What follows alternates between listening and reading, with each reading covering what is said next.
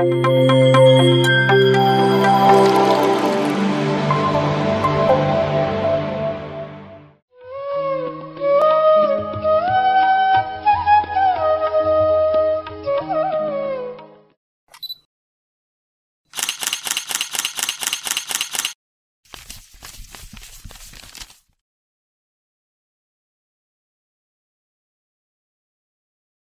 Masters. ಮೊದಲನೇದಾಗಿ ನಮ್ಮೆಲ್ಲರ ಪ್ರೀತಿಯ ಗುರುಗಳಾಗಿರುವಂತಹ ಶ್ರೀ ಬ್ರಹ್ಮರ್ಷಿ ಪಿತಾಮಹ ಪತ್ರಿಜಿ ಗುರುಗಳಿಗೆ, ಸ್ವರ್ಣಮಾಲಮ್ಮನಿಗೆ, ಸರ್ವಮೂ ತಾವಾಗಿರುವಂತಹ ಶ್ರೀ ಅಭೀತ ಕುಚಾಂಬಾ ಸಹಿತ ಶ್ರೀ ಅರುಣಾಚಲೇಶ್ವರರಿಗೆ, ಶ್ರೀ ಭಗವಾನ್ ರಮಣ ಮಹರ್ಷಿಯವರಿಗೆ ಹೃತ್ಪೂರ್ವಕ ಜನ್ಮಗಳ ಶತಕೋಟಿ ಪಾದಾಭಿವಂದನೆಗಳು ಸಮರ್ಪಿಸುತ್ತಾ, ನಮಗೆ ಇಷ್ಟು ಅದ್ಭುತವಾದ ಅವಕಾಶ ಕೊಟ್ಟಿರುವಂತಹ PMC ಕನ್ನಡ ಚಾನಲ್ ವೇದಿಕೆಗೆ, ಇಲ್ಲಿ ಟೀಮ್ ವರ್ಕ್ ಮಾಡ್ತಿರೋ ಎಲ್ಲ ಟೆಕ್ನಿಕಲ್ ಟೀಮ್ ವರ್ಕರ್ಸ್ ಎಲ್ಲರಿಗೂ, ಮತ್ತು ಈ ಚಾನಲ್ನ ವೀಕ್ಷಿಸ್ತಿರುವಂಥ ಎಲ್ಲ ಆತ್ಮಬಂಧುಗಳಿಗೂ, ಮುಂದೆ ವೀಕ್ಷಿಸುವಂತಹ ಎಲ್ಲ ಆತ್ಮಬಂಧುಗಳಿಗೂ ಆತ್ಮಪೂರ್ವಕ ಪ್ರಣಾಮಗಳನ್ನ ಸಲ್ಲಿಸುತ್ತಾ ಇವತ್ತಿನ ಎಪಿಸೋಡ್ ನಾವು ಸ್ಟಾರ್ಟ್ ಮಾಡೋಣ ಮಾಸ್ಟರ್ಸ್.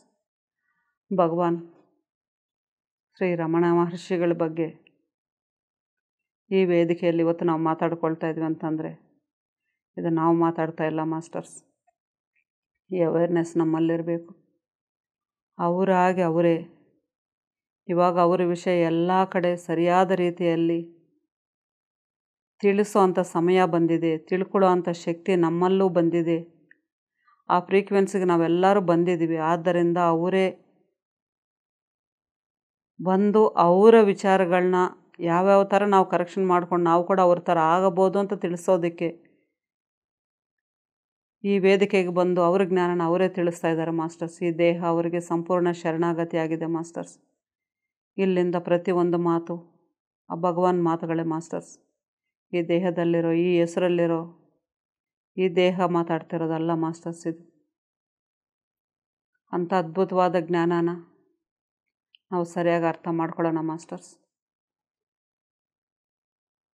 ನಾವು ಲಾಸ್ಟ್ ಎಪಿಸೋಡಲ್ಲಿ ಅವರು ಭಿಕ್ಷಾಟನೆ ಯಾಕೆ ಮಾಡಿದ್ರು, ಆ ಭಿಕ್ಷಾಟನೆ ಮಾಡೋದಕ್ಕೆ ಭಿಕ್ಷಾ ಪಾತ್ರೆ ಇದ್ದರೆ ಕೂಡ ಅದೊಂದು ಬಂಧನ ಆಗುತ್ತೆ ಅಂತ ಅದರಲ್ಲೇ ಡಿಟ್ಯಾಚ್ಮೆಂಟ್ ಯಾವ ಥರ ತೊಗೊಂಡ್ರು, ಮತ್ತು ಆ ತೊಗೊಂಡಾಗ ಕೈ ತೊಳಿಬೇಕು, ನೀರು ಬೇಕು ಅಂತ ಮಾಡಿದ್ರೆ ಕೂಡ ಅದೊಂದು ಕೆಲಸ ಅಂತೇಳಿ ಆ ಕೈನ ತಲೆಗೊರೆಸ್ಕೊಂಡು ನನ್ನಂಥ ಚಕ್ರವರ್ತಿ ಭೂಲೋಕದಲ್ಲಿ ಯಾರೂ ಇಲ್ಲ ಅನ್ನೋ ಅಂಥ ಮಟ್ಟಕ್ಕೆ ಅವ್ರನ್ನವರು ಹೊಗಳ್ಕೊಂಡ್ರು.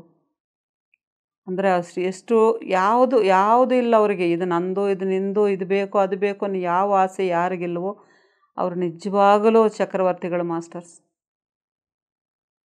ಈ ಭೂಲೋಕದಲ್ಲಿ ನಮ್ಮದು ಇದು, ನಂದಿದು, ನನಗಿದು ಬೇಕು, ಅದು ಬೇಕು, ಅವ್ರಿಗದಿದೆ, ನನಗಿದೆ ಕಾಂಪಿಟೇಷನ್ ಬಿಟ್ಟು ನಮಗೇನು ಈ ಕ್ಷಣದಲ್ಲಿ ಏನು ಸಿಕ್ಕಿದೆ, ನೀರು ಸಿಕ್ಕಿದೆಯಾ, ಅಪ್ಪ ಪರಮಾತ್ಮ ಇವಾಗ ನೀರು ಕೊಟ್ಟಿದ್ದಾರಪ್ಪ ನನಗೆ ಅಂತ ನಾವು ಯಾವತ್ತೂ ಖುಷಿಯಾಗಿರ್ತೀವೋ ಅವರೇ ಚಕ್ರವರ್ತಿಗಳು ಮಾಸ್ಟರ್. ಅಯ್ಯೋ ನೀರು ಸಿಗ್ತಾ, ಊಟ ಸಿಕ್ಕಿಲ್ವೇ ನನಗೆ, ಅವರೆಲ್ಲ ಅಷ್ಟು ಊಟ ತಿಂತಾಯಿದ್ದಾರೆ ಅಂತ ಹುಡ್ಕೊಂಡೋದಾಗ ನಾವು ಅಲ್ಲಿ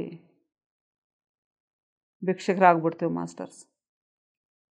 ನಮಗೆ ಸಮಾಧಾನ ಇಲ್ಲ. ಅದು ಒಂದು ಊಟದ ವಿಷಯನೇ ಅಲ್ಲ, ಪ್ರತಿಯೊಂದು ವಿಷಯದಲ್ಲೂ ನಮ್ಮ ಮನಸ್ಸು ನಮ್ಮನ್ನು ಹಿಂಗೆ ಕರ್ಕೊಂಡು ಹೋಗುತ್ತೆ ಮಾಸ್ಟರ್ಸ್. ಯಾವಾಗಲೂ ನಮ್ಮ ಮನಸ್ಸು ನಮ್ಮ ಕೈಯಲ್ಲಿರಬೇಕು. ಅದರ ಕೈಯಲ್ಲಿ ನಾವಿದ್ದರೆ ನಮ್ಮನ್ನು ಹೆಂಗೆ ಬೇಕಾದ್ರೂ ಡೈವರ್ಟ್ ಮಾಡುತ್ತೆ, ಹೆಂಗೆ ಬೇಕಾದ್ರೂ ಚೇಂಜ್ ಮಾಡುತ್ತೆ ಮಾಸ್ಟರ್ಸ್. ನಮ್ಮ ಮನಸ್ಸು ಅದಕ್ಕೆ ಚಂಚಲ ಅಂತ ಹೇಳಿರೋದು. ಆ ಚಂಚಲವಾದ ಮನಸ್ಸು ನಮ್ಮನ್ನು ಒಂದೊಂದು ಸೆಕೆಂಡ್ಗೆ ಒಂದೊಂದು ಥರ ಆಲೋಚನೆ ಕಳಿಸುತ್ತೆ. ಅದಕ್ಕೆ ಅವ್ರು ಹಿಂಗಿದಾರಲ್ಲ, ನೀನು ಯಾಕೆ ಹಿಂಗಿದೆಯಾ, ಅವರು ಆಧ್ಯಾತ್ಮಿಕತೆಯಲ್ಲಿದ್ದಾರಲ್ಲ, ಅವ್ರು ಹಿಂಗಿದಾರಲ್ಲ, ನೀನು ಯಾಕೆ ಹಿಂಗಿದೆಯಾ. ಮತ್ತು ನಮ್ಮ ಜೊತೆಲಿರೋರೇ ನಮ್ಮನ್ನು ಪ್ರೇರೇಪಿಸ್ತಾ ಇರ್ತಾರೆ. ನಿನಗೆ ಸರಿಯಾಗಿ ಧ್ಯಾನ ಗೊತ್ತಿದ್ರೆ ನೀನು ಇದನ್ನು ಸರಿ ಮಾಡ್ಕೊ, ಅದನ್ನು ಸರಿ ಮಾಡ್ಕೊ ಅಂತ. ಎಲ್ಲರ ಮಾತಿಗೂ ಕಿವಿಗೊಟ್ಟು ನಮ್ಮ ಮನಸ್ಸು ಹೇಳೋ ಪ್ರತಿ ಮಾತಿಗೂ ನಾವು ಕಿವಿಗೊಟ್ಕೊಂಡು ಕೂತಿದ್ರೆ ನಮ್ಮ ಯಾವ ಡಿಟ್ಯಾಚ್ಮೆಂಟ್ ನಮಗೆ ಗೊತ್ತಾಗಲ್ಲ ಮಾಸ್ಟರ್ಸ್. ನಮ್ಮ ಸಾಧನೆ ಮುಂದಕ್ಕೆ ಹೋಗಲ್ಲ. ನಾವೇನು ಮಾಡ್ತಾಯಿದ್ವಿ, ಯಾಕೆ ಮಾಡ್ತಾಯಿದ್ವಿ, ಏನು ನಮ್ಮಿಂದ ಹೋಗಬೇಕು, ಏನು ಹೋಗಬಾರ್ದು, ಸ್ವಲ್ಪ ಧ್ಯಾನದಲ್ಲಿ ನಾವು ಕಳ್ಕೊಬೋದು. ಸ್ವಲ್ಪ ಪರ್ಮನೆಂಟಾಗಿ ಈ ಜನ್ಮದಲ್ಲಿ ಪೂರ್ತಿಯಾಗಿ ಅನುಭವಿಸಿ ಬೇರಿಂದ ಕಳ್ಕೊಂಡು ಹೋಗೋವಂಥವು ನಾವು ಈ ದೇಹ ಇರೋವ್ರಿಗೂ ನಮ್ಮ ಜೊತೆಗಿರ್ತವೆ. ಅಂಥವನ್ನು ಯಾರು ಏನು ಮಾತಾಡಿದ್ರೂ ಏನು ಮಾಡಿದ್ರೂ ಕೂಡ ಅದನ್ನು ನಾವು ಕಳ್ಕೊಳ್ಳೋಕ್ಕಾಗಲ್ಲ ಮಾಸ್ಟರ್ಸ್. ಅಂಥದ್ದನ್ನು ಚುಚ್ಚು ತೋರಿಸೋರು ಕೂಡ ನಮ್ಮ ಜೊತೆಗೆ ಇರ್ತಾರೆ. ಹೌದು ಧ್ಯಾನದಲ್ಲಿ ಎಲ್ಲ ಹೋಗುತ್ತೆ ಅಂತಿರಲ್ಲ, ಇದ್ಯಾಕೆ ಹೋಗಲ್ಲ ನಿಮಗೆ ಅಂತ ಹೇಳ್ತಾರೆ. ಆದರೆ ಅವ್ರ ಮಾತುಗಳು ಕಷ್ಟಪಡ್ಕೊಂಡು ಹೌದಲ್ವಾ, ನಮ್ಗೆ ಯಾಕೆ ಹೋಗಿಲ್ಲ, ನಿಜ ಅಲ್ವಾ ಅಂತ ಹೋದಾಗ ನಾವು ನಮ್ಮ ಮನಸ್ಸು ಕೈಯಲ್ಲಿ ನಾವು ಸಿಗಾಕ್ಕೊಂಡಿದ್ದೀವಿ ಅಂತ ಅರ್ಥ ಮಾಸ್ಟರ್ಸ್. ಇವನ್ನೆಲ್ಲ ಸರಿಪಡಿಸ್ಕೊಂಡು ಯಾಕೆ ಮತ್ತು ಅಂಥ ಭಗವಾನ್ಗೆ ಅಷ್ಟು ತ್ರಿಕಾಲಜ್ಞಾನಿ ಈಶ್ವರನ ಪ್ರತಿರೂಪ ಅವ್ರು ಯಾಕೆ ಭಿಕ್ಷೆ ಬೇಡಿದ್ರು? ಅವ್ರು ಕೂತಿದ್ದ ಜಾಗದಲ್ಲಿ ಶ್ವಾಸದಿಂದ ಬದುಕೋಕೆ ಅವ್ರಿಗೆ ಆಗ್ತಿರಲಿಲ್ಲ. ಇವತ್ತಿಗೂ ಪ್ರತಿ ಸಾರಿ ಹೇಳೋರು, ಇವತ್ತಿಗೂ 10 ಲಕ್ಷ ಜನ ನಿರಾಹಾರವಾಗಿ ಬದುಕ್ತಾ ಇದ್ದಾರೆ ಮೇಡಮ್, ಶ್ವಾಸದಿಂದನೇ ಇರೋರು ಅಂತ ಒಬ್ಬರು ಕ್ವಶನ್ ಕೇಳಿದಾಗ ಪ್ರತಿ ಸಾರಿ ಈ ಮಾತು ಹೇಳೋರು. ಇವತ್ತು 10 ಲಕ್ಷ ಜನ ನಿರಾಹಾರರಾಗಿದ್ದಾರೆ ಮೇಡಮ್, ಯಾರು ತಿಂತಾಯಿಲ್ಲ, ಊಟ ತಿಂತಾಯಿಲ್ಲ ಅಂತ ಕೇಳಿದ್ರು ಧ್ಯಾನ ಮಹಾಚಕ್ರದಲ್ಲಿ ಕೇಳಿದಾಗ. ಯಾಕೆ ಅವ್ರಿಗೆಲ್ಲ ಊಟ ಬೇಕಾಗಿತ್ತು, ಅವ್ರಿಗೆಲ್ಲ ಬೇಕು. ಅವರಿರೋವಾಗ ರಮಣ ಮಹರ್ಷಿಗೆ ಇರೋಕೆ ಆಗ್ತಿರ್ಲಿಲ್ವ? ಅದ್ರ ಒಳ ಅರ್ಥ ತಿಳ್ಕೊಂಡಾಗ ಮಾತ್ರ ನಾವು ಪರಿಪೂರ್ಣವಾಗಿ ಆ ಗುರು ಬಗ್ಗೆ ಅರ್ಥ ಮಾಡ್ಕೊಳ್ತೇವೆ ಮಾಸ್ಟರ್ಸ್. ಈ ಥರ ಅವರು ಈ ಪರಿಸ್ಥಿತಿಯಲ್ಲಿದ್ದಾಗ ಆ ದೇವಸ್ಥಾನದಲ್ಗಳೆಲ್ಲ ಕೂಡ ಅಲ್ಲಿ ಕೂತ್ಕೊಂಡು ಸಾಧನೆ ಮಾಡುವಾಗ ಅವ್ರು, ಯಾಕಂದರೆ ಸ್ನಾನ ಅನ್ನೋದನ್ನೇ 2 ಸತಿ ತಿರುವಣ್ಣಾಮಲೆಗೆ ಬಂದು ಎಷ್ಟೋ ವರ್ಷಗಳಾಗಿರುತ್ತೆ ಮಾಸ್ಟರ್ಸ್. ಅಷ್ಟು ವರ್ಷಗಳಲ್ಲಿ 16ನೇ ವರ್ಷದಲ್ಲಿ ಅಲ್ಲಿಗೆ ಬಂದಿದ್ದು 21ನೇ ವರ್ಷದವರೆಗೂ ಅವ್ರಿಗೆ ಮತ್ತೆ ಸ್ನಾನ ಅನ್ನೋದಿರಲ್ಲ ಮಾಸ್ಟರ್. ಸ್ನಾನ ಅನ್ನೋದು ಅವ್ರು ಮಾಡೋದೇ ಇಲ್ಲ, ಆ ಕಡೆಗೆ ಹೋಗೋದಿಲ್ಲ. ಅವ್ರು ನೋಡಿದವ್ರು ನಿಜವಾಗ್ಲೂ ಹುಚ್ಚರಂತಲೇ ಅನ್ಕೊತಾರೆ. ಆ ಮಟ್ಟಕ್ಕೆ ಅವರು ತಯಾರಾಗಿದ್ದರು. ಉದ್ದುದ್ದಕ್ಕೆ ಊರುಗಳು ಬೆಳೆಸ್ಕೊಂಡು, ತಲೆ ಕೂದಲು ಬುಟ್ಟಿ ಥರ ತಲೆ ಕೂದಲು ಬೆಳೆಸ್ಕೊಂಡು, ಮೈಯೆಲ್ಲ ಧೂಳಿಡಿದು, ಆ ಕೌಪಿನ ಒಂದು ಕಡೆ ಗಲೀಜಾಗಿರೋದು, ಇರೋದು ಒಂದೇ ಕೌಪಿನ, ಅವರನ್ನು ಚೇಂಜ್ ಮಾಡೋರು ಅಲ್ಲ. ಈ ಥರ ಇದ್ದಾಗ ಅವ್ರು ಯಾರಾದರೂ ಹೇಳೋರಂತಲ್ಲಿರೋರು, ಭಗವಾನ್ ನೀವು ಸ್ನಾನ ಮಾಡ್ಕೊಬೋದಲ್ವಾ, ನೀವು ಕಟಿಂಗ್ ಮಾಡಿಸ್ಕೊಬೋದಲ್ವಾ ಅಂದರೆ ಇವರು ಯಾವುದಕ್ಕೂ ಉತ್ತರ ಕೊಡೋರಲ್ಲ. ಸುಮ್ಮನೆ ಮೌನವಾಗಿ ಕಣ್ಣು ಬಿಟ್ಟು ನೋಡೋರು, ಕಣ್ಣು ಮುಚ್ಚಿನ ಕೂತ್ಕೊಳ್ಳೋರು. ಈ ಥರ ಇದ್ದಾಗ ಅಲ್ಲಿ ಆ ದೇವಸ್ಥಾನ ಹತ್ರ ಕೂತ್ಕೊಳ್ಳೋವಾಗ ಒಂದು ಸತಿ ಅವ್ರಿಗೆ ಯಾರಿಗೋ ಒಬ್ಬರು ಮೇಕೆ ಮೇಯಿಸೋರು ಅಲ್ಲಿ ಓಡಾಡ್ತಾರೆ, ದಿನ ನೋಡಿರೋ ಅಂಥವ್ರೇನೆ. ಅವ್ರಿಗೆ ಹಿಂಗೆಲ್ಲ ಹೇಳಿದ್ರೆ ಆಗಲ್ಲ ಇವರಿಗೆ. ಒಂದು ಸತಿ ಯಾರೋ ಬಂದ್ರೆ ಅಂತ ಕಟಿಂಗ್ ಮಾಡಿಸ್ಬಿಟ್ಟು ಸ್ನಾನ ಮಾಡಿಸ್ಬಿಡೋಣ ಭಗವಾನ್ಗೆ, ನಾವು ಇವತ್ತು ಈ ಬ್ರಾಹ್ಮಣ ಸ್ವಾಮಿ ನಾವು ಹೇಳಿದ್ರೆ ಕೇಳಲ್ಲ ಅಂತ ಹೇಳ್ಬಿಟ್ಟು ಇವರು ಕಣ್ಣು ಮುಚ್ಕೊಂಡು ಧ್ಯಾನ ಕೂತಿದ್ರೆ ಅಲ್ಲಿ ಬಂದ್ಬಿಟ್ಟು ಎಲ್ಲ ಮಡಿಕೆ ಎಲ್ಲ ತೊಗೊಂಬಂದು ಒಲೆ ಎಲ್ಲ ರೆಡಿ ಮಾಡಿ ಅಂಟಿಸ್ತಾ ಇದ್ರಂತೆ. ಇವ್ರಿಗೆ ಗೊತ್ತಾಗೋದಂತೆ. ಅವರು ಕಟಿಂಗ್ ಮಾಡ್ಸೋಕ್ಕೆ ಯಾರನ್ನೋ ಕ್ಷೌರಕರನ್ನ ಕರ್ಕೊಂಬಂದು ಅವರು ಕತ್ತಿ ಎಲ್ಲ ಸಾನೆ ಮಾಡ್ಕೊಳ್ತಾಯಿದ್ರು. ಆ ಸೌಂಡಿಗೆ ಎದ್ದು ಕಣ್ಣು ಬಿಟ್ಟು ನೋಡಿದ್ರಂತೆ. ಇವ್ರು ನಾನು ಹಿಡ್ಕೊಳ್ತಾರೆ, ಕಟಿಂಗ್ ಮಾಡಿಸಿ ಸ್ನಾನ ಅದು ಇದು ಅಂತ ಹಿಡ್ಕೊಳ್ತಾರಂತೆ. ಅಲ್ಲಿಂದ ಎದ್ದು ನೇರ ಓಡೋಗ್ಬಿಟ್ರಂತೆ ಮಾಸ್ಟರ್ಸ್. ಇದನ್ನು ಅವರೇ ಹೇಳ್ತಾರೆ. ಇನ್ನು ಇವರು ಒಪ್ಕೊಳ್ಳಲ್ಲ ಅಂದ್ಬಿಟ್ಟು ಅವ್ರು ಸುಮ್ಮನೆ ಮನೆಗೆ ಹೋಗ್ಬಿಡ್ತಾರಂತೆ. ಅದಕ್ಕೆ ಇನ್ನೊಂದು ಸ್ವಲ್ಪ ದಿನ ಬಿಟ್ಟು ಇನ್ನೊಂದು ಗಂಡ ಹೆಂಡ್ತಿ ಏನು ಮಾಡ್ತಾರೆ, ಇವರಿಗೆ ಹಿಂಗೆಲ್ಲ ಹೇಳಿದ್ರೆ ಬ್ರಾಹ್ಮಣ ಸ್ವಾಮಿ ನಮ್ಮ ಮಾತು ಕೇಳಲ್ಲ, ಅವ್ರಿಗೆ ಹೇಳೋದೇನು ಬೇಡ ಅಂತ ಹೇಳ್ಬಿಟ್ಟು ಅವ್ರು ಧ್ಯಾನ ಕೂತಿರೋ ಸಮಯದಲ್ಲೇ ಸ್ವಲ್ಪ ದೂರದಲ್ಲಿ ತೊಗೊಂಬಂದ್ಬಿಟ್ಟು ಒಂದು ಮಡಿಕೆ ತೊಗೊಂಬಂದ್ಬಿಟ್ಟು ನೀರು ಪಕ್ಕದಲ್ಲಲ್ಲಿ ಕಲ್ಯಾಣಿ ಪಕ್ಕದಲ್ಲೆಲ್ಲೋ ಇದ್ದಾಗ ನೀರೆಲ್ಲ ತೊಗೊಂಬಂದು ಇಟ್ಕೊಂಡು ಸೀಗೆಕಾಯಿ ಎಣ್ಣೆ ಎಲ್ಲ ತೊಗೊಂಬಂದು ಅಲ್ಲಿ ರೆಡಿ ಮಾಡಿ ಇಟ್ಕೊಂಡು ಒಲೆ ಅಂಟಿಸ್ಬಿಟ್ಟು ನೀರು ಚೆನ್ನಾಗಿ ಕುದಿಸ್ಬಿಟ್ಟು ಈ ಭಗವಾನ್ ಧ್ಯಾನ ಕೂತಿರ್ತಾರಂತೆ ಕಣ್ಣು ಮುಚ್ಕೊಂಡು. ಯಾರೋ ಏನು ಮಾಡ್ಕೊತವ್ರೆ ಬಿಡು ಅಂತ ಅಂದ್ಕೊಂಡು ಸುಮ್ಮನೆ ಆಗ್ಬಿಟ್ಟಿರ್ತಾರೆ. ಆ ಕಡೆ ಗಮನ ಹರಿಸೋದಿಲ್ಲ ಇವರು. ಆಗ ಬಂದ್ಬಿಟ್ಟು ಇಬ್ಬರು ಬಂದ್ಬಿಟ್ಟು ಕೈ ಹಿಡಿದು ಎಳ್ಕೊಂಡು ಹೋಗ್ಬಿಟ್ಟು ಎದ್ದು ಬನ್ನಿ ಭಗವಾನ್ ನೀವು ಅಂದ್ರೆ, ಆಗಲ್ಲ ಅಂದರೆ ಕೂಡ ಅವರು ಏನು ತಲೆ ಅಳಡ್ಸೋಕೆ ಬಿಟ್ಟಿಲ್ವಂತೆ. ಆ ತಾಯಿ ಅವರೇ ಹೇಳ್ತಾರೆ ಮಾಸ್ಟರ್ಸ್, ಅದನ್ನು ಅವ್ರ ಬಾಯಲ್ಲೇ ಹೇಳ್ತಾರೆ. ಆ ತಾಯಿ ಎಷ್ಟು ಪ್ರೀತಿಯಿಂದ ಎಲ್ಲ 2 ಕೈ ಹಿಡ್ಕೊಂಡು ಎಳ್ಕೊಂಡು ಹೋಗ್ಬಿಟ್ಟು ಅಲ್ಲಿ ಕಲ್ಲಾಕಿ ಕಲ್ಲ ಮೇಲೆ ಕೂರಿಸ್ಬಿಟ್ಟು ಆ ಮೈಯೆಲ್ಲ ಎಣ್ಣೆ ಎಲ್ಲ ಹಚ್ಚಿ ತಿಕ್ಕಿ ಆ ಕೂದಲೆಲ್ಲ ಸ್ವಲ್ಪ ಕಟ್ ಮಾಡಿಸಿ ಆ ಮೈಯೆಲ್ಲ ಎಣ್ಣೆ ಹಚ್ಚಿ ಸೀಗೆಕಾಯಿ ಹಾಕಿ ಸ್ನಾನ ಮಾಡಿಸಿ ಅದು ಎಷ್ಟು ಅಂಡೆ ನೀರು ಅವ್ರು ಹಾಕಿದ್ರೋ ಗೊತ್ತಿಲ್ಲ, ಗಂಡ ಹೆಂಡ್ತಿಬ್ರು. ಆ ತಾಯಿ ಎಷ್ಟು ಪ್ರೀತಿಯಿಂದ ಮಾಡಿಸಿದ್ರು ಆ ಸ್ನಾನ. ಇದು ಮಾಸ್ಟರ್ಸ್ ಸರಿಯಾದ ತಾಯಿ ಗುಣ ಅಂತಂದರೆ. ಅವ್ರು ಭಿಕ್ಷುಕರ ಥರನೇ ಇದ್ದರು. ಯಾಕೆ ಅವ್ರಿಗೆ ಯಾಕೆ ಬೇಕಾಗಿತ್ತು? ಎಲ್ಲರೂ ಬಿಟ್ಟರು ನಮಗೆ ಯಾಕೆ, ಇರಲಿ ಬಿಡು ಅವ್ರಿಗೆ ಏನೋ ಮಾಡ್ಕೊತಾನಂತ ಅವರು ಬಿಟ್ಬಿಡ್ಬೋದಾಗಿತ್ತು. ಅದರಲ್ಲಿ ಮಾನವರಲ್ಲಿ ದೇವರಿದ್ದಾರೆ ಅನ್ನೋದಕ್ಕೆ ಇಂಥ ಸಾಕ್ಷಿಗಳೇ ಮಾಸ್ಟರ್ಸ್ ನಮಗೆ ಸಿಗೋದು. ಆ ಗಂಡ ಹೆಂಡ್ತಿ ಅವ್ರನ್ನ ಪೂರ್ತಿ ಕರೆದು ಅವತ್ತು ಅಷ್ಟು ಎಣ್ಣೆ ಸ್ನಾನ ಮಾಡಿಸಿ ಫ್ರೆಶ್ಶಾಗಿ ಅವ್ರನ್ನ ನೋಡ್ಬಿಟ್ಟು ಆ ಕೂದಲೆಲ್ಲ ಕಟ್ ಮಾಡಿಸ್ಬಿಟ್ಟು ಸ್ನಾನ ಮಾಡಿಸಿದಾಗ ಅವರೇ ಒಂದು ಸತಿ ತಲೆ ಅಲ್ಲಾಡಿಸಿ ನೋಡ್ಕೊಂಡ್ರಂತೆ. ಅವರೇ ಹೇಳ್ಬಿಟ್ಟು ನಗ್ತಾರೆ ಮಾಸ್ಟರ್ಸ್ ಇದನ್ನು. ಒಂದು ಸತಿ ನನ್ನ ತಲೆ ಬಿದ್ದೋಯ್ತಾ, ನನ್ನ ತಲೆಯಲ್ಲಿ ಏನು ಇದೆಯಾ ಇಲ್ವಂತ ನಾನೇ ತಲೆ ಅಲ್ಲಾಡಿಸಿ ನೋಡಿಕೊಂಡೆ. ಯಾಕಂದರೆ ಆ ಕೂದಲು ಬೆಳೆದ್ಬಿಟ್ಟು ಉಗುರುಗಳು ಇಷ್ಟು ಶುದ್ಧ ಬೆಳೆದ್ಬಿಟ್ಟು ನೋಡೋಕ್ಕೆ ಒಂದು ಆಕಾರನೇ ವಿಚಿತ್ರವಾಗಿ ಅಸಹ್ಯ ಪಟ್ಕೊಳ್ಳೋ ಭಯ ಪಡೋ ಮಟ್ಟಕ್ಕೆ ಅವರು ಆಗಿರ್ತಾರಂತೆ ಮಾಸ್ಟರ್ಸ್. ಆಗ ಗಂಡ ಹೆಂಡ್ತಿ ಆ ಥರ ಎಲ್ಲ ಮಾಡಿ ಅದು ತಿರುವಣ್ಣಾಮಲೆಗೆ ಬಂದಾಗ ಅದು 3ನೇ ಸ್ನಾನ ಆಗಿರುತ್ತೆ ಮಾಸ್ಟರ್ಸಲ್ಲಿ. ಆ ಮಾಡಿ ಬಿಟ್ಟಾಗ ಅವ್ರಿಗೆ ಒಂಥರ ಆಶ್ಚರ್ಯ ಆಯ್ತಂತ, ಓ ನನ್ನ ತಲೆ ಇಷ್ಟು ಹಗುರವಾಗೋಯ್ತಾ, ಇಷ್ಟು ಭಾರ ಇತ್ತಾ ನನ್ನ ತಲೆ ಮೇಲೆ ಅಂತ ಹೇಳ್ಬಿಟ್ಟು ಖುಷಿಯಾಗಿ ಅಲ್ಲಿಂದ ಹೋಗ್ತಾರಂತೆ. ಅಲ್ಲಿಂದ ಬಂದಮೇಲೆ ಮತ್ತೆ 3-4 ಕಡೆ ಧ್ಯಾನದ್ದನ್ನು ಸಾಧನೆನ ಚೇಂಜ್ ಮಾಡ್ತಾರೆ, ಜಾಗಗಳು ಚೇಂಜ್ ಮಾಡ್ತಾನೆ ಇರ್ತಾರೆ. ಆ ಮಾವಿನ ತೋಪಿಗೆ ಬಂದಾಗ ಅಲ್ಲಿ ಕೂತಿದ್ದಾಗ ಅವರ ಚಿಕ್ಕಪ್ಪ ಬರ್ತಾರೆ ಮಾಸ್ಟರ್ಸ್. ಅವಾಗ ಚಿಕ್ಕಪ್ಪನಿಗೆ ವಿಷಯ ಮುಟ್ಟುತ್ತೆ. ಆ ಚಿಕ್ಕಪ್ಪನಿಗೆ ವಿಷಯ ಮುಟ್ಟಿದಾಗ ಅವ್ರು ಹುಡ್ಕೊಂಡು ಓಡಿ ಬರ್ತಾರೆ. ಆ ಹುಡುಗನ್ನ ನೋಡಬೇಕು ಅನ್ನೋ ಆಸೆಯಿಂದ ಓಡಿ ಬಂದಾಗ ಎಲ್ಲ ತಿರುವಣ್ಣಾಮಲೆಲ್ಲ ಕೇಳ್ಕೊಂಡು ಹೋದಾಗ ತೋರಿಸ್ತಾರೆ, ಈ ಥರ ಮಾವಿನ ತೋಟದಲ್ಲಿದ್ದಾರೆ ಹೋಗಿ ಅಂತ ತೋರಿಸಿದಾಗ ಅಲ್ಲಿಗೋದ್ರೆ ಆ ಮಾವಿನ ತೋಟದವರು ಬಿಡೋದೇ ಇಲ್ಲ ಅವ್ರನ್ನ. ಎಲ್ಲರೂ ಬಂದು ಡಿಸ್ಟರ್ಬ್ ಮಾಡ್ತಾರೆ, ನಾವು ಬಿಡಲ್ಲ ನಿಮ್ಮನ್ನು ಅಂತ ಹೇಳಿದಾಗ ಅವರೊಂದು ಪೇಪರ್ ಇಟ್ಕೊಂಡಿದ್ದಾರೆ, ಪೇಪ್ರಲ್ಲಿ ಬರೆದು ತೋರಿಸ್ತಾರೆ, ಈ ಥರ ಅವ್ರ ಚಿಕ್ಕಪ್ಪ, ನಾನು ಇದು ತೋರಿಸು ಭಗವಾನ್ಗೆ, ಅವರೇ ಹೇಳ್ತಾರೆ ನಿಮಗೆ ಅಂತ ಹೇಳಿ ಕಳಿಸ್ದಾಗ ಅವ್ರು ತೊಗೊಂಡೋಗ್ಬಿಟ್ಟು ಅದನ್ನು ತೋರಿಸಿದಾಗ ಅವರು ಸಣ್ಣಯಲ್ಲೇ, ಆವಾಗಲೂ ಕೂಡ ಸಣ್ಣಯಲ್ಲೇ ಹ್ಞೂ ಅಂತ ಒಪ್ಕೊಳ್ತಾರೆ ಮಾಸ್ಟರ್ಸ್ ಅವರು. ಅಷ್ಟು ಭದ್ರವಾಗಿ ಆ ಮಾವಿನ ತೋಟದ ಮಾಲೀಕ ಕಾಪಾಡ್ತಾರೆ. ಅಂದರೆ ಅವರು ಯಾವ ಜನ್ಮದಲ್ಲಿ ಜ್ಞಾನಿಯಾಗಿದ್ರೋ ಗೊತ್ತಿಲ್ಲ, ಆ ಸಾಧನೆ ಮಾಡೋದಕ್ಕೆ ಇಷ್ಟು ಅವಕಾಶ ಬೇಕು ಅಂತ ಅವ್ರಿಗೆ ಅರ್ಥ ಆಗಿದೆ.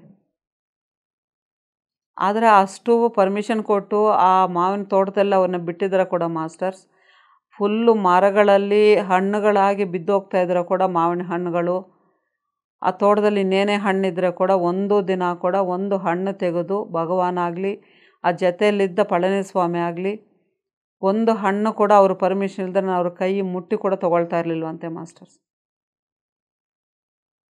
ಅವ್ರು ನೋಡ್ತಾ ಇದ್ದಾರೆ, ನಮಗೇನು ಕೆಳಗಡೆ ಬಿದ್ದಿಲ್ಲ, ನಾವು ತಿನ್ಬೋದಲ್ಲ, ಆ ಥರ ಆಸೆ ಕೂಡ, ಆ ಚಿಕ್ಕ ಆಸೆ ಕೂಡ ಅವರಲ್ಲಿ ಇರಲಿಲ್ವಂತೆ ಮಾಸ್ಟರ್ಸ್. ಅಂಥ ಸಮಯದಲ್ಲಿ ಚಿಕ್ಕಪ್ಪ ಬಂದು ನೋಡ್ತಾರೆ.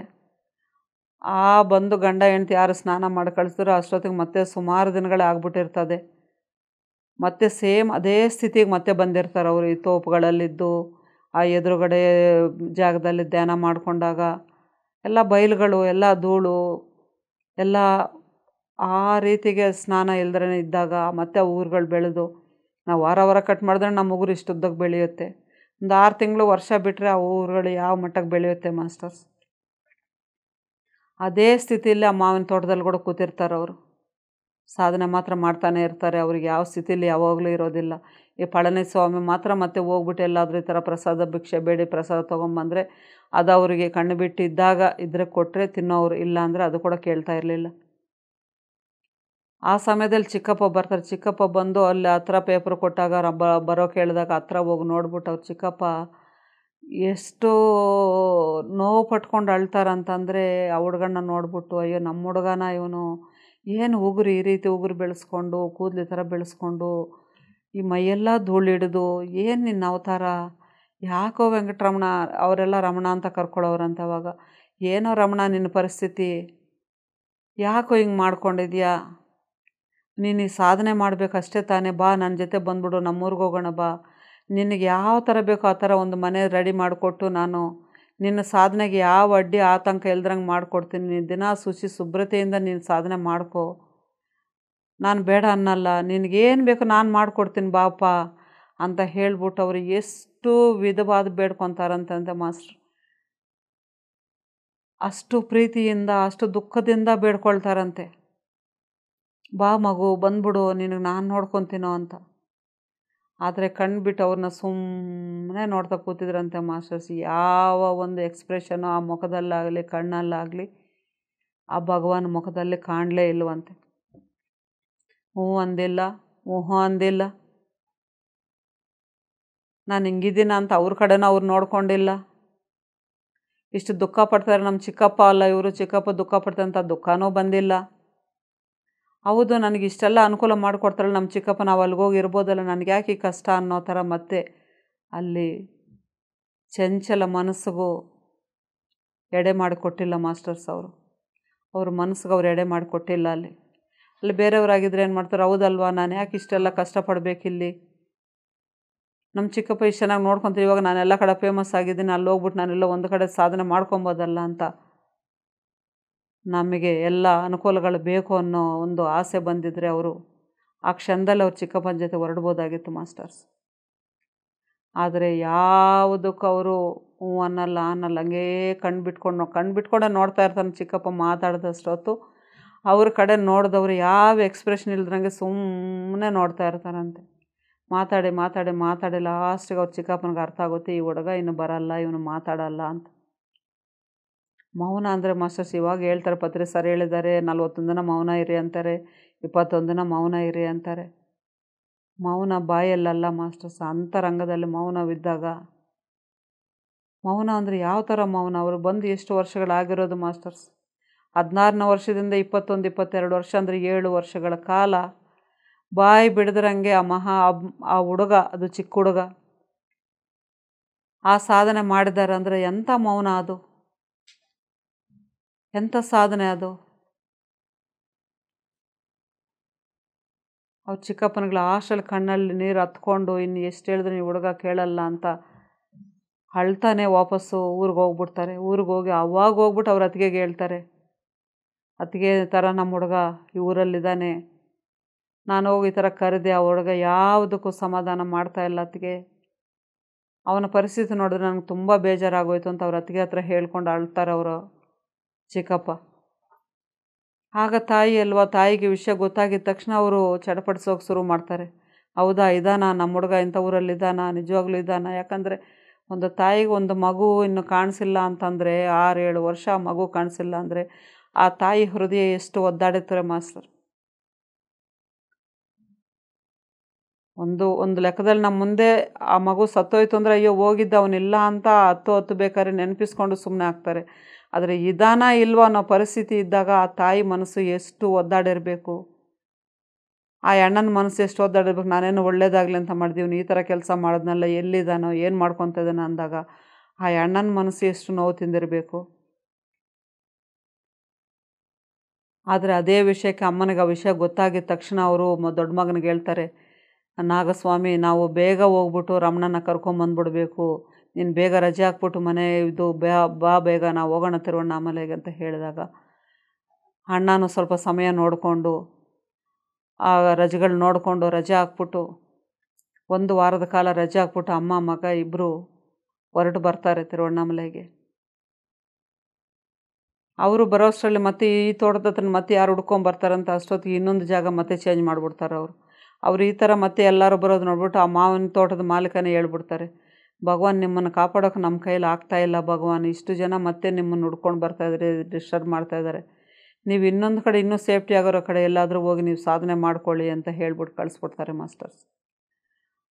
ಆ ಸಮಯದಲ್ಲಿ ಮತ್ತೆ ಅವರು ಪವಳಕುಂಡ್ರೆ ಅಂತ ಒಂದು ಜಾಗ ಇರುತ್ತೆ ಮಾಸ್ಟರ್ಸ್, ಅಲ್ಲೆಲ್ಲ ಪಕ್ಕದಲ್ಲಿ ನೀರೆಲ್ಲ ಇರುತ್ತೆ, ಒಂದು ಬಂಡೆಗಳು, ಆ ಬೆಟ್ಟದ ತಪ್ಪಲಲ್ಲೇ ಅಲ್ಲಿ ಹೋಗ್ಬಿಟ್ಟು ಅಂಥ ಜಾಗದಲ್ಲಿ ಹೋಗ್ಬಿಟ್ಟು ಅಲ್ಲಿ ಸಾಧನೆ ಮಾಡ್ಕೊಂಡು ಅಲ್ಲಿ ಇದ್ಬಿಟ್ಟಿರ್ತಾರೆ.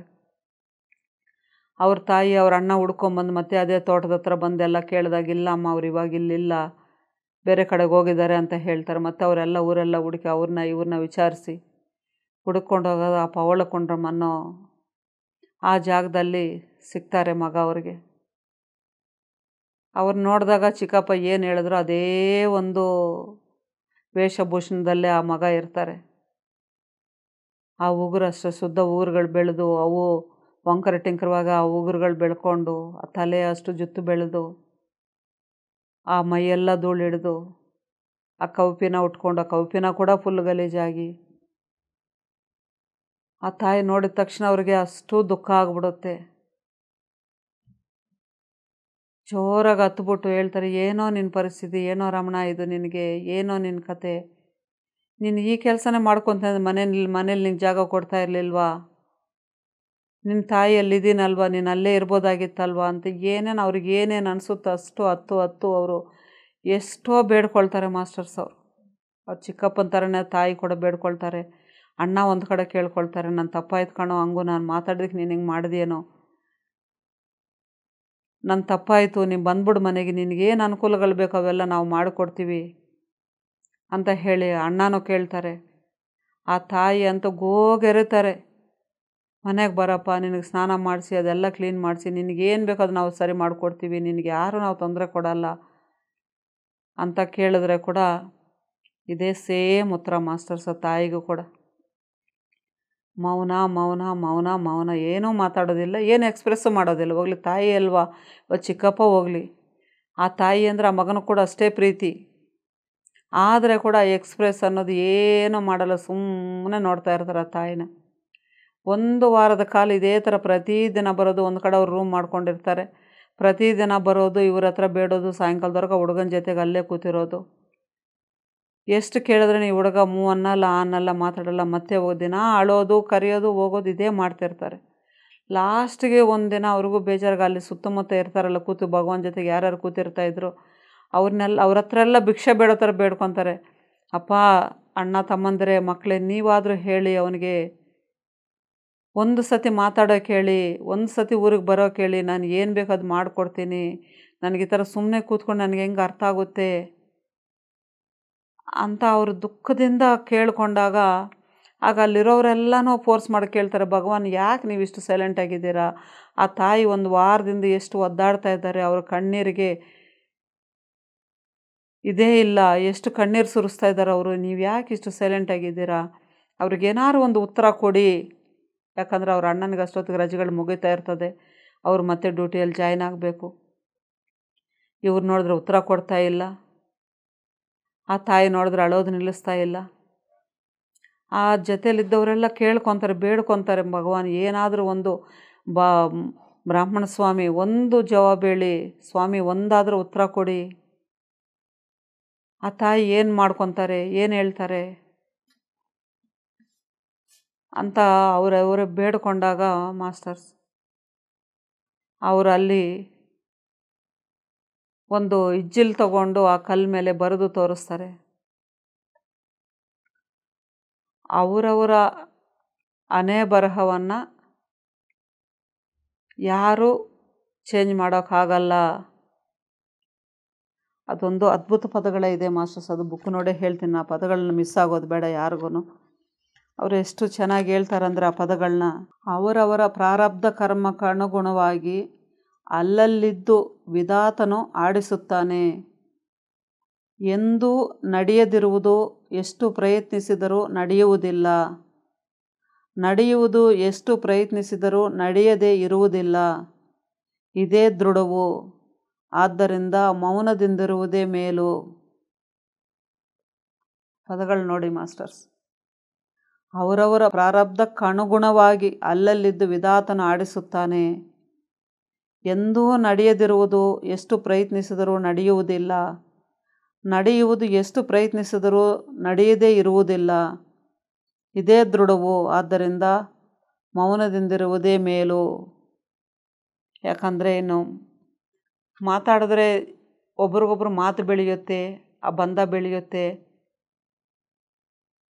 ಮೌನದಿಂದ ಇದ್ದಾಗ ಒಂದು ಕಡೆ ಮಾತು ಬಂದಾಗ ಅವ್ರು ಸ್ವಲ್ಪ ಹೊತ್ತಿಗೆ ಅವರೇ ಸುಧಾರಿಸ್ಕೊಳ್ತಾರೆ ಅಂತ ಅವ್ರ ಮೌನದ ಉತ್ತರ ಮಾಸ್ಟರ್ಸ್ ಇದು. ಇದನ್ನು ಬರೆದು ತೋರಿಸ್ತಾರೆ, ಒಂದು ಇಜ್ಜಿಲ್ ತೊಗೊಂಡು ಆ ಕಲ್ಲು ಮೇಲೆ ಈ ಪದಗಳು ಬರೆದು ತೋರಿಸ್ತಾರೆ. ಆ ಬರೆದು ತೋರಿಸಿದಾಗ ತಾಯಿ ಆ ಕಣ್ಣೀರು ಮುನ್ನೀರಾಗಿ ಅಷ್ಟು ಅಳ್ತಾ ಇರ್ತಾರೆ. ಇನ್ನು ಏನು ಮಾತಾಡೋಕೆ ಅವ್ರಿಗೆ ಜವಾಬು ಸಿಗಲ್ಲ. ಇನ್ನು ಇವ್ರು ಬರಲ್ಲ ಅನ್ನೋದು ಅವ್ರು ನಿರ್ಧಾರ ಮಾಡ್ತಾರೆ. ಬರಲ್ಲ ಅನ್ನೋದು ನಿರ್ಧಾರ ಮಾಡಿದ ಮೇಲೆ ಅಲ್ಲಿಂದ ಅಳ್ತಾನೆ ಅವರು ಮತ್ತೆ ಊರಿಗೆ ಪ್ರಯಾಣ ಮಾಡ್ತಾರೆ. ಆ ಊರಿಗೆ ಪ್ರಯಾಣ ಮಾಡಿದ್ರೆ ಕೂಡ ಆ ತಾಯಿ ಮನಸ್ಸಲ್ಲಿ ಒಂದು ಸತಿ ನೋಡಿದಾರಲ್ವ ಮಗನಿಲ್ಲಿದ್ದಾರೆ ಅಂತ, ಅವ್ರು ಮಾತ್ರ ಮತ್ತೆ ಅವಾಗ ಮತ್ತೆ ಬಂದು ಹೋಗೋದು ಶುರು ಮಾಡ್ಕೊಂಡಿರ್ತಾರೆ ಮಾಸ್ಟರ್ಸ್. ಆದರೆ ಮಾತು ಏನೂ ಇಲ್ಲ, ಮಗ ಏನೂ ಮಾತಾಡಲ್ಲ, ಅವ್ರಿಗೂ ಗೊತ್ತು. ಅವ್ರು ಏನು ತಗೊಟ್ರೇನೋ ತಿನ್ನೋದು ಇಲ್ಲ, ಅದು ಗೊತ್ತು. ಆದರೆ ಮಗನ ನೋಡೋ ಭಾಗ್ಯ ಆದರೂ ಸಿಕ್ಕಿದೆಯಲ್ಲ ಅನ್ನೋ ಒಂದು ಅದೃಷ್ಟಕ್ಕೆ ಅವರು ಅವಾಗ ಬರೋದು ಹೋಗೋದು ಮಾತಾಡಿಸ್ಕೊಳ್ಳೋದು ಈ ಥರ ಅವರು ಮಾಮೂಲಿಯಾಗಿ ಅದನ್ನು ಮಾಡ್ತಾ ಇರ್ತಾರೆ. ಈ ಸಮಯದಲ್ಲಿ ಭಗವಾನ್ ಮತ್ತೆ ಆ ಪವಳಕುಂಡ್ರಮಿಂದ ಮತ್ತೆ ಇನ್ನೊಂದು ಕಡೆಗೆ ಹೋಗ್ತಾರೆ ಮಾಸ್ಟರ್ಸ್. ಅಲ್ಲಿಗೆ ಹೋಗ್ಬಿಟ್ಟು ಅವ್ರ ತಾಯಿ ಬಂದು ಮಾತಾಡ್ಸ್ಕೊಂಡು ಹೋದಾಗ ಮತ್ತೆ ಒಂದು ಕಡೆಗೆ ಹೋಗಿ ಕೂತ್ಕೊಂಡ್ಬಿಡ್ತಾರೆ. ಆ ಧ್ಯಾನ ಸ್ಥಿತಿಯಲ್ಲಿ ಕೂತ್ಕೊಳ್ತಾರೆ. ಅಂದರೆ ಆ ಕಡೆಗೆ ಹೋಗ್ಬಿಟ್ಟು ಅಲ್ಲಿ ಎಲ್ಲರೂ ಅಷ್ಟೇ, ಅಲ್ಲಿಗೆ ಹೋಗಿ ಧ್ಯಾನ ಕೂತಿರೋ ಕೂಡ ಈ ಬರೋರು ಹೋಗೋರು ಎಲ್ಲರಿಗೂ ಇವ್ರ ಬಗ್ಗೆ ಪ್ರಚಾರ ಆಗ್ತಿದ್ದಂಗೆ ಎಲ್ಲರೂ ಬರೋದು, ಈ ಕೋರಿಕೆಗಳು ಕೇಳೋದು ಮತ್ತು ಇನ್ನೇನೇನೋ ಕೇಳೋದು, ಈ ಪ್ರಶ್ನೆಗಳ ಮೇಲೆ ಪ್ರಶ್ನೆಗಳು ಕೇಳ್ತಾ ಇರ್ತಾರೆ. ಆ ಪ್ರಶ್ನೆಗಳಿಗೆ ಉತ್ತರ ಕೊಡೋಕ್ಕೂ ಆದಂಗೆ ಅವ್ರು ಮಾತಾಡಿದ್ರದನ್ನು ಕೊಡೋದಕ್ಕೆ ಏನೋ ಒಂದು ಎರಡು ಬರೆದು ತೋರಿಸೋರು. ಆದರೆ ಮತ್ತೆ ಸುಮ್ಮನೆ ಸೈಲೆಂಟಾಗಿ ಧ್ಯಾನ ಸ್ಥಿತಿಗೆ ಹೋಗ್ಬಿಡೋರು.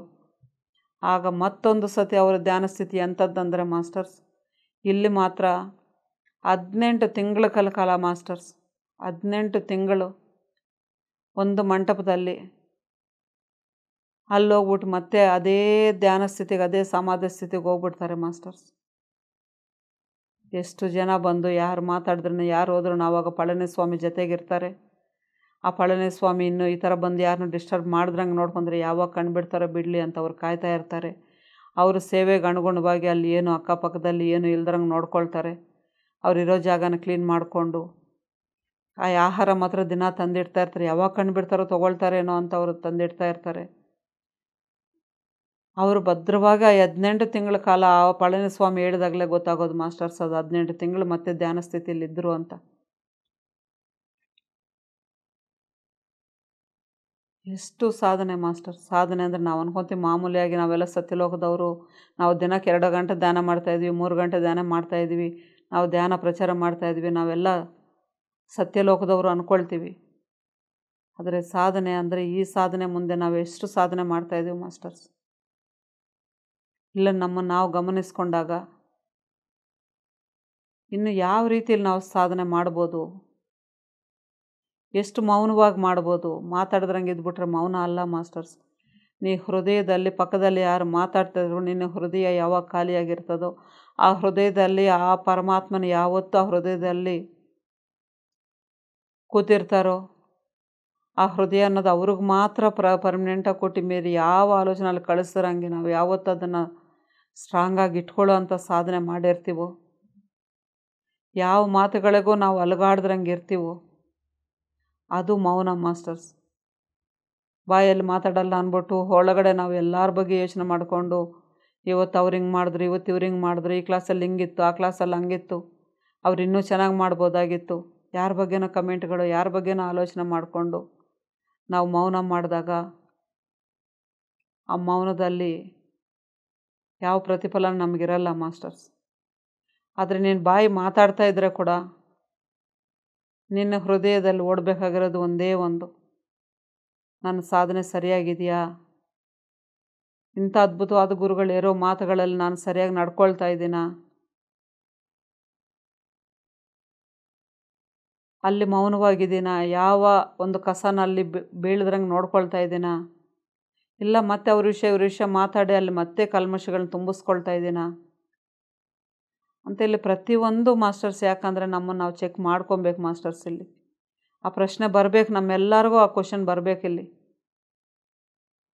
ಕೇಳೋದಕ್ಕೆ ಚೆನ್ನಾಗಿದೆಯಲ್ಲ ಸ್ವಾಧ್ಯಾಯ ಕೇಳಿದ್ವಿ, ಇವತ್ತು ಮುಗಿತೈತೆ, ಅಯ್ಯೋ ಭಗವಾನ್ ಸಾಧನೆ ಮಾಡಿದ್ರಂತೆ ಅಂತ ಹೇಳ್ಕೊಂಡ್ರೆ ಅದರಲ್ಲಿ ನಮಗೆ ಯಾವ ಪ್ರಯೋಜನ ಇಲ್ಲ ಮಾಸ್ಟರ್ಸ್. ಆ ಸಮಯಕ್ಕೆ ಎನರ್ಜಿನ ಫೀಲ್ ಆಗ್ಬೋದು, ಆ ಸಮಯಕ್ಕೆ ಸ್ವಲ್ಪ ಹೊತ್ತು ಸಂತೋಷ ಆಗ್ಬೋದು, ಅವ್ರು ಕಷ್ಟಪಟ್ಟರೆ ದುಃಖ ಆಗ್ಬೋದು, ಅಲ್ಲಿಗೆ ಬಿಟ್ಬಿಟ್ರೆ ಮತ್ತು ನಮ್ಗೆ ಅದರಿಂದ ಆಗೋ ಪ್ರಯೋಜನ ಏನೂ ಇರಲ್ಲ ಮಾಸ್ಟರ್ಸ್.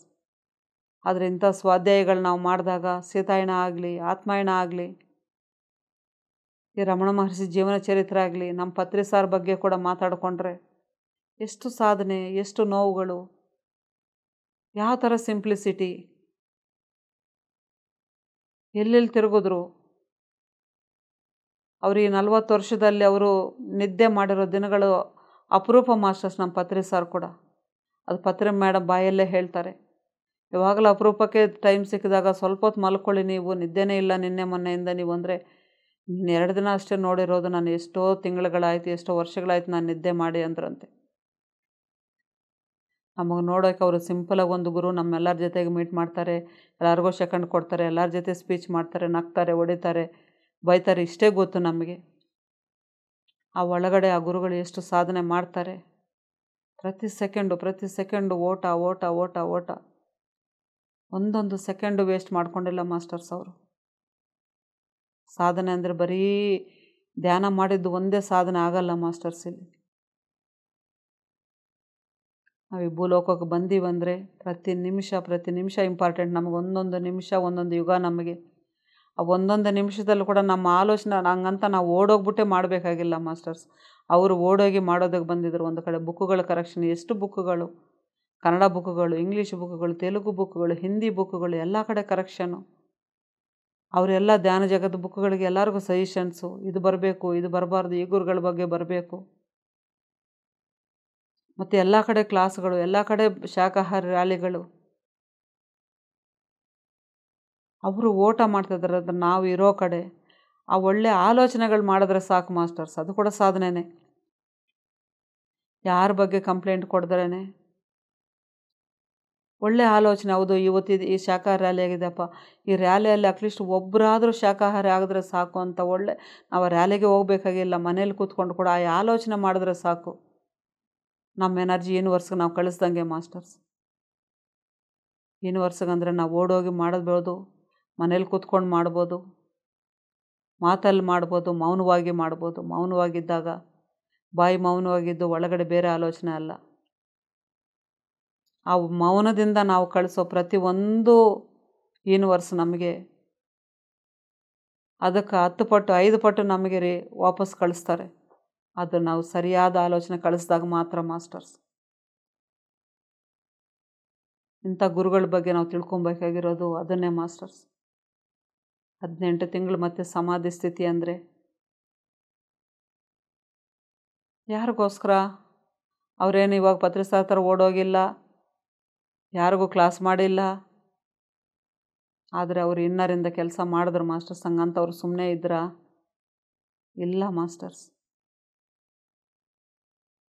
ಅವರು ಓದಿರೋದು 6ನೇ ಕ್ಲಾಸೇ ಮಾಸ್ಟರ್ಸ್. 6ನೇ ಕ್ಲಾಸ್ಗೆ ಅವರು ಹೊರಟಿದ್ದು ಮನೆ ಬಿಟ್ಟು. ಆದರೆ ಯಾವ ಕ್ವಶನ್ ಕೇಳಿದ್ರೆ ಕೂಡ ಇಂಥ ಬುಕ್ಕಲ್ಲಿ ಇದಿದೆ ನೋಡಿ, ಇಂಥ ಬುಕ್ಕಲ್ಲಿ ಇದಕ್ಕೆ ಆನ್ಸರ್ ಇದೆ ನೋಡಿ, ಆ ಆನ್ಸರ್ ಹೇಳೋರು.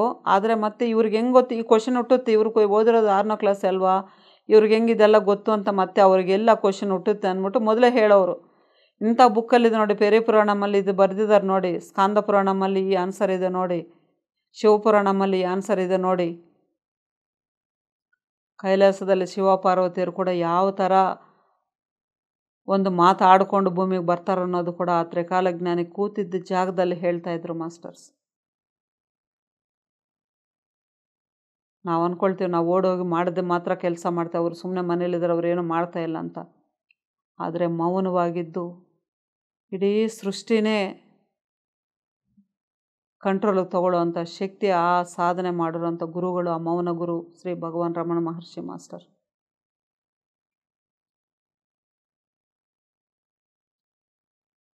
ಆ ಥರ 18 ತಿಂಗಳ ಕಾಲ ಆದಮೇಲೆ ಮತ್ತೆ ಎದ್ದೊಳ್ತಾರೆ. ಆದರೆ ಎದ್ದಾಗಲೂ ಕೂಡ ಅದೇ ಮೌನ, ಅದೇ ಧ್ಯಾನ. ಆಗ ಒಬ್ಬೊಬ್ಬರು ಪ್ರಚಾರಕ್ಕಾಗಿದ್ದಾರಲ್ವ, ಆವಾಗ ಎಲ್ಲರೂ ಒಬ್ಬೊಬ್ಬರು ಶಿಷ್ಯಂದರು ಉಟ್ಕೊಳ್ತಾರೆ ಮಾಸ್ಟರ್ಸ್. ಒಬ್ಬರು ಪಳನಿ ಸ್ವಾಮಿ ಅಂತ, ಇನ್ನೊಬ್ಬರು ಯಾರ್ಯಾರು ಹೆಸರುಗಳಿದ್ದಾರೆ ಮಾಸ್ಟರ್ಸ್, ಕೃಷ್ಣ ಸ್ವಾಮಿ ಅಂತೆ. ಅಲ್ಲಿ ಸುಮಾರು ಜನ ಒಬ್ಬೊಬ್ರು ಹಿಂಗೆಂಗೆ ಸ್ವಲ್ಪ ಜ್ಞಾನ ಇರೋರು, ಅವ್ರ ಬಗ್ಗೆ ತಿಳ್ಕೊಂಡಿರೋರು, ಈ ಸಾಧನೆ ಮಾಡಬೇಕು ಅನ್ನೋ ಪಥದಲ್ಲಿರೋರು, ನಾವು ಆ ಜ್ಞಾನ ತೊಗೊಬೇಕು, ನಮಗೆಲ್ಲೂ ಈ ಸಾಧನೆ ಮಾಡ್ಕೊಳ್ಳೋಕೆ ಯಾರು ಗುರುಗಳು ಸಿಗ್ತಾ ಇಲ್ವ ಅಂತ ಅನ್ವೇಷಣೆದಲ್ಲಿದ್ದವರು, ಇಂಥವ್ರು ಒಬ್ಬೊಬ್ಬರು ಅವ್ರ ಹತ್ರ ಬಂದು ಸೇರೋಕ್ಕೆ ಶುರು ಮಾಡ್ತಾರೆ. ಆ ಸೇರೋ ಸಮಯದಲ್ಲಿ ಅವ್ರಿಗೂ ಇನ್ನು ಹೋಗ್ತಾ ಹೋಗ್ತಾ ಒಂದೊಂದು ಮಠಕ್ಕೆ ಅವರು ಆವಾಗಲೇ ಅವರು ವಿರೂಪಾಕ್ಷ ಗುಹೆ ಅಂತ ಇಲ್ಲೆಲ್ಲ ಕೆಳಗಡೆ ಎಲ್ಲ ಕಡೆ ಡಿಸ್ಟರ್ಬೆನ್ಸ್ ಆ ಬೆಟ್ಟ ಸುತ್ತ ಎಲ್ಲ ಪ್ರದೇಶಗಳಲ್ಲಿ ಅವ್ರು ಧ್ಯಾನ ಮಾಡಿದ್ದಾರೆ ಮಾಸ್ಟರ್ಸ್. ಆದರೆ ನಾವು ಅಂದ್ಕೊಳ್ತೀವಿ ಡಿಸ್ಟರ್ಬ್ ಮಾಡ್ತಾ ಇದ್ದಾರೆ ಅಂತ. ಅವ್ರಿಗೆ ಯಾವ ಡಿಸ್ಟರ್ಬ್ ಆಗಿರಲಿಲ್ಲ. ಎಲ್ಲೆಲ್ಲಿ ಎನರ್ಜಿ ಕಮ್ಮಿ ಆಗಿತ್ತೋ, ಎಲ್ಲೆಲ್ಲ ಎನರ್ಜಿ ಅವ್ರು ಕಳಿಸ್ಬೇಕಾಗಿತ್ತೋ ಅಲ್ಲೆಲ್ಲಿ ಕೂತ್ಕೊಂಡು ಅವರು ಧ್ಯಾನ ಮಾಡಿದ್ದಾರೆ ಮಾಸ್ಟರ್ಸ್.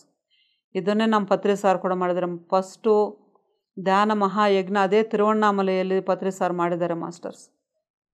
ಅದು ಫಸ್ಟ್ ಟೈಮಲ್ಲಿ ಆಗಿದ್ದಂತ ನನಗೂ ಗೊತ್ತಿಲ್ಲ. ರೀಸೆಂಟಾಗಿ ಯಾರ ಹತ್ರ ಮಾತಾಡುವಾಗ ಅವ್ರು ಹೇಳಿದ್ದು ಮಾಸ್ಟರ್ಸ್, ಇದಕ್ಕೇನೋ ಹಂಗಾದ್ರೆ ಪತ್ರಿ ಸಾರು ಫಸ್ಟು ತಿರುವಣ್ಣಾಮಲೆಯಲ್ಲಿ ಧ್ಯಾನ ಮಹಾಯಜ್ಞ ಮಾಡಿಸಿದ್ರು. ಯಾಕಂದರೆ ಸೃಷ್ಟಿಗೆ ಮೂಲ ಅಲ್ಲೇ ಇರೋದು ಮಾಸ್ಟರ್ಸ್. ಯಾಕಂದರೆ ಸೃಷ್ಟಿಗೆ ಫಸ್ಟು ಲಿಂಗೋದ್ಭವ ಅಲ್ಲೇ ಆಗಿರೋದು. ಆ ಸೃಷ್ಟಿಗೆ ಮೂಲ ಜ್ಯೋತಿ ಸ್ವರೂಪವಾಗಿರೋಂಥ ಬೆಟ್ಟ ಇರೋದು ಅಲ್ಲೇ, ಸೃಷ್ಟಿ ಮೊದಲಾಗಿರೋದು ಅಲ್ಲಿಂದಾನೆ ಮಾಸ್ಟರ್ಸ್. ಆ ಸೃಷ್ಟಿಗೆ ಮೂಲ ಎಲ್ಲಿದೆಯೋ ಅಲ್ಲಿಂದ ಎನರ್ಜಿ ಕನೆಕ್ಟ್ ಮಾಡಿಸಿದ್ದಾರೆ ಪತ್ರಿ ಸಾರು ಅಂತ ಅವರು ಹೇಳಿದಾಗಲೇ ನನಗೂ ಅರ್ಥ ಆಯ್ತು ಅದು.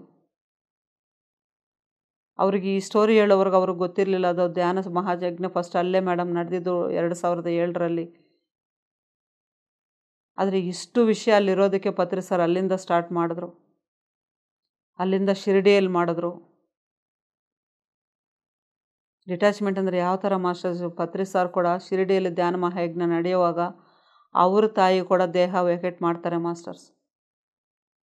ಅಂಥ ಸಮಯದಲ್ಲೂ ಕೂಡ ತಾಯಿದು ಏನು ಕಾರ್ಯಗಳು ಮಾಡಬೇಕು ಎಲ್ಲ ಮಾಡಿಬಿಟ್ಟು ಎಲ್ಲರೂ ಅಂದ್ಕೊಂಡ್ರಂತೀನಿ ಮನೆಗೆ ಹೋಗಿ ಸ್ನಾನ ಮಾಡಿ ಅಲ್ಲೇನೋ ಅವರು ಮೊದಲೇ ಬ್ರಾಹ್ಮಣರ ಕುಟುಂಬ, ಅವರೆಲ್ಲ ಕಾರ್ಯಕ್ರಮಗಳು ಮಾಡಿಕೊಂಡು ಇವರು ಇನ್ನು ಇವರು ಮನೇಲಿ ಇರ್ಬೋದು ಈ ವಾರ ಎಲ್ಲ ಅಂತ ಅಂದ್ಕೊಂಡ್ರಂತೆ. ಆದರೆ ನೇರ ಸ್ಮಶಾನದಿಂದಾನೇ ಡೈರೆಕ್ಟ್ ಜೊತೆಲಿರೋರನ್ನ ಕರೆದ್ರಂತೆ ಮಾಸ್ಟರ್ಸ್. ಯಾರು ಬರ್ತಾರೆ, ಹೋಟ್ಲಿಗೆ ಹೋಗ್ತಾ ಇದ್ದೀನಿ ಅಂತ ಹೇಳಿ ತಿಂಡಿ ತಿನ್ಕೊಂಡು ಕೆಲಸ ಇದು ಹೋಗ್ಬೇಕು, ಯಾರು ಬರ್ತಾರೆ ನಮ್ಮ ಜೊತೆಗೆ ಅಂದ್ರಂತೆ. ಅಲ್ಲಿ ಸ್ವಲ್ಪ ಜನ ಇನ್ನೂ ಮಾಮೂಲಿ ವಿಷಯಗಳಿರೋರು, ಸ್ನಾನ ಮಾಡಿಲ್ಲ ನಾವು ಹಂಗೆ ಹೆಂಗಪ್ಪ ಹೋಗೋದು ಅಂದ್ಕೊಂಡಿರೋರು ನಿಂತೋದ್ರಂತೆ. ಅದಿಲ್ಲ ಅನ್ನೋರು ಯಾರೋ ಸ್ವಲ್ಪ ಜನ ಮಾತ್ರ ಅವ್ರ ಜೊತೆ ಹೊರಟ್ರಂತೆ. ಅವರು ಯಾವ ಸ್ನಾನನೆಲ್ಲ ಯಾವ ಇದೂ ಇಲ್ಲ ಮಾಸ್ಟರ್ಸ್, ಒಂದು ಕೈಕಾಲು ಕೂಡ ತೊಳೆದಿಲ್ವಂತೆ. ಸ್ಮಶಾನದಿಂದ ನೇರ ಒಂದು ಹೋಟ್ಲ ಹತ್ರ ಹೋದ್ರಂತೆ, ಅಲ್ಲಿ ನಿಲ್ಸೋಕೆ ಹೇಳಿದ್ರಂತೆ. ಅಲ್ಲಿ ಏನು ತಿಂಡಿಗಳು ಬೇಕು ಎಲ್ಲರಿಗೂ ತಿಂಡಿಗಳು ತಿನ್ನೋಕೆ ಹೇಳಿ ತಿಂಡಿ ತಿಂದ್ಬಿಟ್ಟು ನೇರ ಧ್ಯಾನ ಜಗತ್ ಆಫೀಸ್ಗೆ ಹೋದ್ರಂತೆ. ಆಫೀಸಲ್ಲಿ ಹೋಗ್ಬಿಟ್ಟು ಅಲ್ಲಿ ಏನು ಕರೆಕ್ಷನ್ ಮಾಡಬೇಕು ಕರೆಕ್ಷನ್ ಮಾಡಿಬಿಟ್ಟು ಆ ರಾತ್ರಿನೇ ಶಿರ್ಡಿಗೆ ಹೊರಟ್ರಂತೆ. ಧ್ಯಾನ ಮಹಾಯಜ್ಞ ಅಲ್ಲಿ ನಡಿಬೇಕಾಗಿತ್ತು, ಅಲ್ಲಿ ಆ ಕಾರ್ಯಕ್ರಮಗಳು ನಡೀತಾ ಇತ್ತಂತ. ಅಲ್ಲಿ ಹೋಗ್ಬಿಟ್ಟು ಆ ಕಾರ್ಯಕ್ರಮಗಳು ಜಾಯ್ನ್ ಆದ್ರಂತೆ ಮಾಸ್ಟರ್ಸ್. ಗುರುಗಳು ಈ ಥರ ಒಂದೊಂದು ನಿಮಿಷ ಕೂಡ ಯಾಕೆ ಈ ಥರ ಮಾಡ್ತಾರೆ ಅಂದರೆ ಅಷ್ಟು ಕೆಲಸ ಈ ಭೂಮಿ ಮೇಲೆ ಇದೆ ಮಾಸ್ಟರ್ಸ್, ನಮಗೂ ಕೂಡ ಇದೆ ಮಾಸ್ಟರ್ಸ್. ಅದಕ್ಕೆ ಒಂದೊಂದು ಸೆಕೆಂಡು ಪ್ರತಿಯೊಬ್ಬರಿಗೂ ಇಂಪಾರ್ಟೆಂಟೇ. ಇಲ್ಲಿ ಒಂದು ಸೆಕೆಂಡಲ್ಲಿ ನಾವು ಅವರು ಓಡಾಡಿ ಮಾಡಿದಾರೆ ಅಂದರೆ ನಾವು ಕೂತ್ಕೊಂಡು ಕೂಡ ಈ ಆಲೋಚನೆಗಳು ಮಾಡಬೇಕು ಎಲ್ಲ ಕಡೆ. ಹೌದು, ಎಲ್ಲ ಕಡೆ ಎಲ್ಲೆಲ್ಲಿ ಧ್ಯಾನಿಗಳಾಗಬೇಕು, ಎಲ್ಲಿ ಶಾಕಾಹಾರಿಗಳಾಗಬೇಕು, ಎಲ್ಲಿ ಪ್ರಾಣಿಗಳನ್ನ ನಾವು ಸೇವ್ ಮಾಡ್ಬೋದು, ಯಾವ ದೇವ್ರ ಹತ್ರ ಬಲಿ ಕೊಡ್ತಾರೆ ಅಲ್ಲಿಗೆ ಇಲ್ಲಿಂದ ಎನರ್ಜಿ ಕಳಿಸ್ಬೋದು ಮಾಸ್ಟರ್ಸ್. ನಾವು ಯೂನಿವರ್ಸ್ ನಾವೇನು ಕೊಟ್ರೇನೋ ನಾವು ಏನು ಹೇಳಿದ್ರೂ ಕೊಡ್ತಾರೆ ಅಂದಾಗ ಆ ಮೂಕ ಪ್ರಾಣಿಗಳ ಬಗ್ಗೆ ನಾವು ಇಲ್ಲಿ ಕೂತ್ಕೊಂಡು ಎಲ್ಲರೂ ಒಂದೇ ತಾಟ್ ಕಳಿಸಿದಾಗ ಯಾಕೆ ಅವ್ರು ಕೊಡಲ್ಲ? ಖಂಡಿತ ಕೊಡ್ತಾರೆ ಮಾಸ್ಟರ್ಸ್. ಅದಕ್ಕೆ ಮಾಡೋದು ಕೆಲಸ ಮಾಡೋದು ಅಂದರೆ ನಾವು ಕೂತಿದ್ದ ಜಾಗದಲ್ಲಿ ಕೂಡ ಮಾಡೋದು ಕೆಲಸನೇ ಮಾಸ್ಟರ್ಸ್. ಇಲ್ಲಿ ಅಂಥ ಭಗವಾನ್ ವಿರೂಪಾಕ್ಷ ಗುಹೆಗೆ ಆವಾಗ ಸ್ಟಾರ್ಟ್ ಮಾಡ್ತಾರೆ. ಆ ವಿರೂಪಾಕ್ಷ ಗುಹೆಗೆ ಹೋದಾಗ ಇಲ್ಲಿ ಶಿಷ್ಯಂದ್ರೆ ಎಲ್ಲರೂ ಒಬ್ಬೊಬ್ಬರೇ ಹೆಂಗಸರು ಬರ್ತಾರೆ, ಗಂಡಸರು ಬರ್ತಾರೆ. ಒಬ್ಬರಿಂದ ಒಬ್ಬರು ಭಗವಾನ್ ಜೊತೆಗೆ ಇರೋಕ್ಕೆ ಸ್ಟಾರ್ಟ್ ಮಾಡ್ತಾರೆ.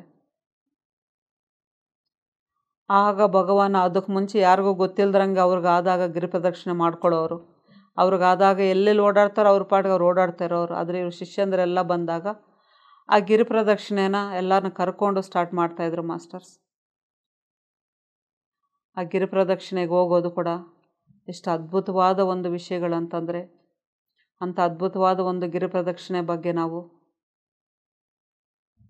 ಇನ್ನೊಂದು ಎಪಿಸೋಡಲ್ಲಿ ಸಂಪೂರ್ಣವಾಗಿ ತಿಳ್ಕೊಳ್ಳೋಣ ಮಾಸ್ಟರ್ಸ್. ಗಿರಿ ಪ್ರದಕ್ಷಿಣೆ ಯಾಕೆ ಮಾಡಬೇಕು, ಈಶ್ವರ ನಿಜ ಆದರೆ ಪ್ರದಕ್ಷಿಣೆಯಲ್ಲಿ ಏನು ಅಂಥ ಮಹಾತ್ಮೆ, ಯಾಕೆ ಅದನ್ನು ಮಾಡಬೇಕು, ಯಾವ ಥರ ಮಾಡಬೇಕು ಅನ್ನೋದನ್ನು ಇನ್ನೊಂದು ಎಪಿಸೋಡಲ್ಲಿ ನಾವು ಸಂಪೂರ್ಣವಾಗಿ ತಿಳ್ಕೊಳ್ಳೋಣ masters.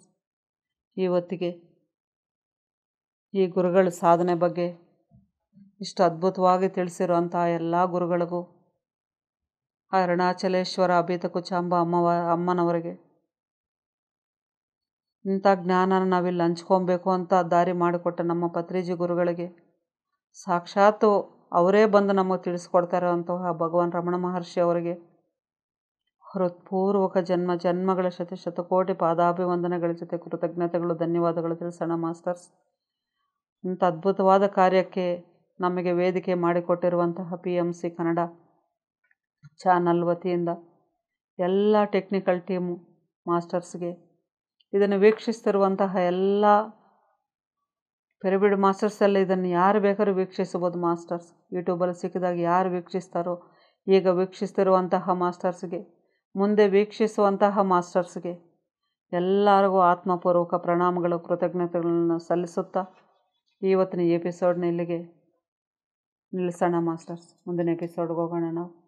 Thank you so much masters.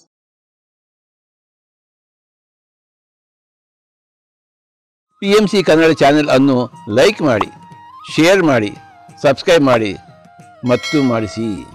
ಎಲ್ಲರಿಗೂ ಧನ್ಯವಾದಗಳು.